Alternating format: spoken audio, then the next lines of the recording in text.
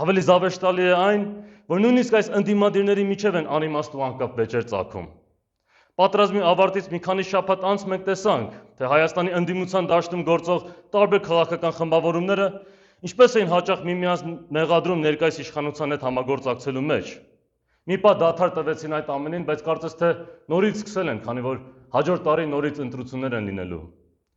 Միմյանց նաև սկսել են մեղադրել նրանում, թե ով Փաշինյանին օգնեց, որ նա իշխանության գա 2018 թվականի այսպես կոչված Թավշյա հեղափոխության ժամանակ։ Ամեն տեսակի մեղադրանք ու փաստարկ ասես առաջ են բերում, որպեսզի համոզեն, թե ով էր այդ ժամանակ ավելի շատ դեմ, իսկ ով էր ավելի շատ կողմ։ Արտախորհրդարանական այսպես կոչված արևմտամետ ուժերն են խառնված եղել այս վեճերի մեջ։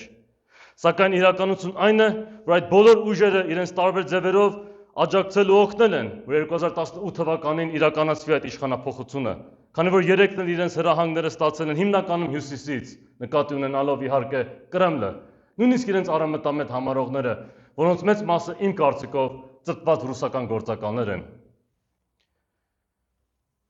Ամեն դեպքում սա չի նշանակում, որ 2018 թվականի իրադարձությունները նաև ձեռնտու չէին արևմուտքին, քանի որ արևմուտքում ոչ մի պետություն չդատապարտեց Հայաստանում տեղի ունեցող կրկեսը։ Պատմության մեջ հաճախ է եղել, որ արևմուտքի ու Ռուսաստանի շահերը համընկել են, եւ սա կարելի է ասել դրա օրինակներից մեկն էր։